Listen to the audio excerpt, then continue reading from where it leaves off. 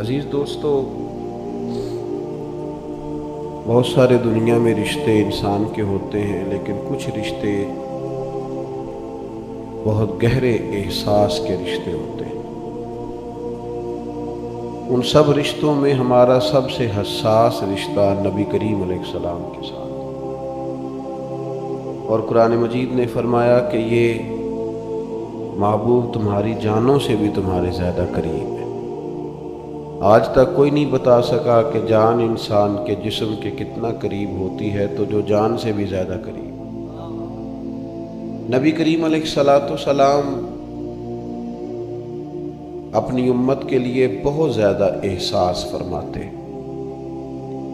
یہ جو ہر عنوان پر آپ کو نبی پاک علیہ السلام کے ارشادات ملتے ہیں، تعلیمات ملتی ہیں، تربیت ملتی ہے،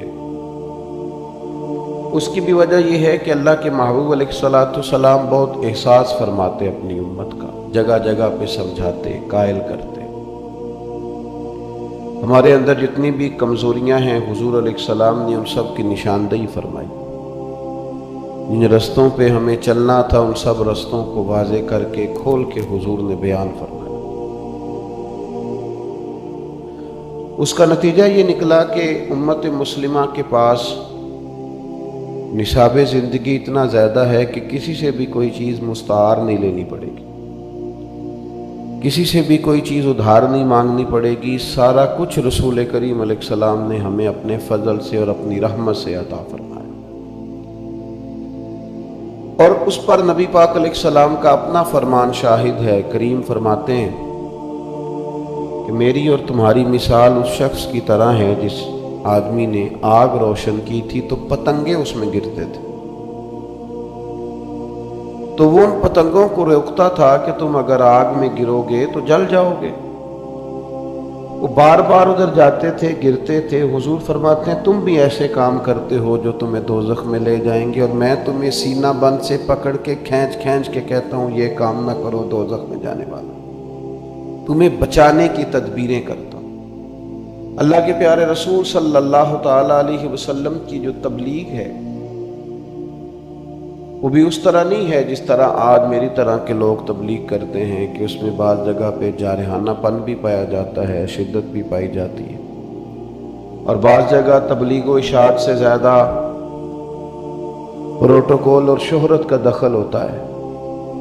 نبی پاک علیہ السلام کی جو تبلیغ ہے اس میں نہایت درد ہے، نہایت احساس ہے۔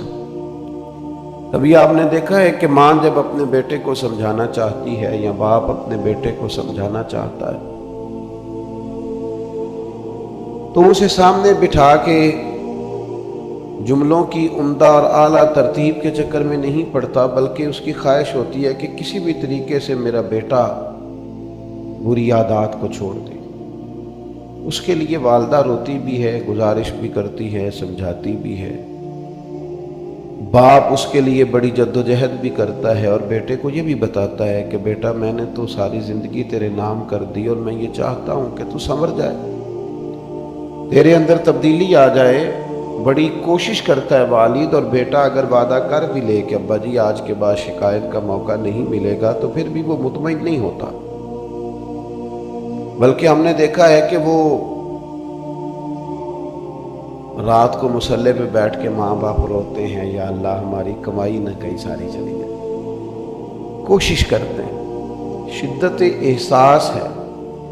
حضور علیہ السلام کا امت کے ساتھ چونکہ بڑا حساس رشتہ ہے، تو تبلیغ دین میں آپ کو شدت احساس ملے گا، شدت احساس۔ حضور علیہ السلام کی خواہش ہے کہ لوگ ایسے کام کریں کہ جنت میں جائیں، لوگ ایسے کام کریں کہ اللہ کا قرب پائیں، میری امت ایسے کام کرے کہ دنیا میں امامت کا فریضہ سر انجام دے۔ یہ اس طرح کے ہو جائیں کہ ان کا طرز زندگی سب کے لیے مشعل راہ ہو، یہ سب سے کامیاب ترین وقت گزارے۔ اس کے لیے نبی پاک علیہ السلام ارشادات فرماتے، سمجھاتے، قائل کرتے، تبلیغ کرتے،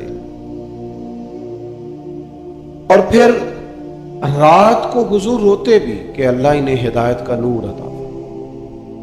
ان کے لیے ساتھ دعا بھی فرماتے آپ हुजूर अलैहिस्सलाम की सीरत मुबारका को कभी देखें तो एक बात कहने लगा हूं, उस पर आप गौर करेंगे तो सीरत में आपको उसकी गवाही मिलेगी। नबी पाक अलैहिस्सलाम ने हमेशा यक तरफा खैर खाई की बात की,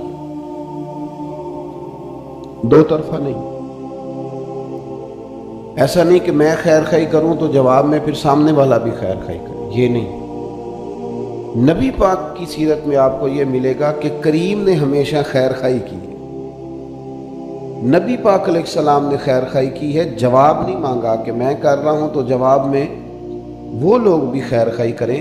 शिद्दत एहसास ऐसा है कि सिर्फ मुसलमान हो जाए, कलमा पढ़ लें, दीन में आ जाए, ये अपने इखलाक को, किरदार को, रवैयों को दुरुस्त कर लें, इनके अंदर मुस्बत तब्दीलियां आ जाएं, बस ये एक ख्वाहिश है।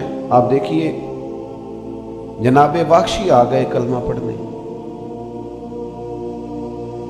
हजरत अमीर हमजा रदी अल्लाह ताला अन्हु को इन्होंने शहीद किया,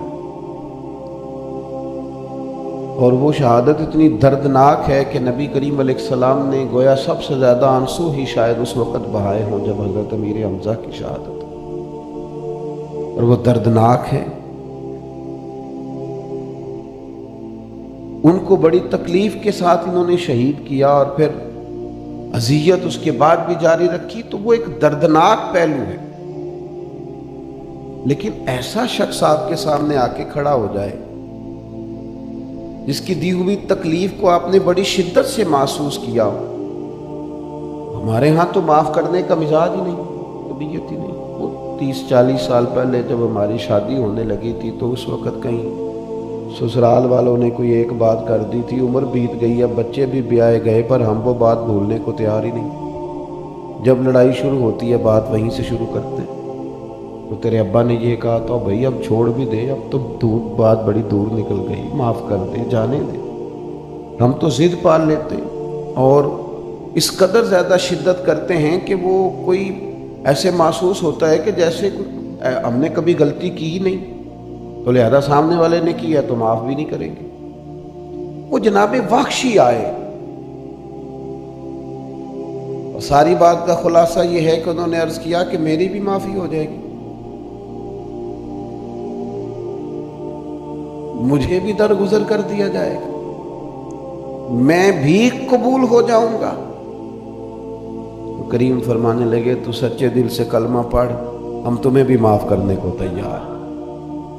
इसलिए कि वो जो शिद्दत एहसास है, शिद्दत एहसास, उसको समझें उम्मत।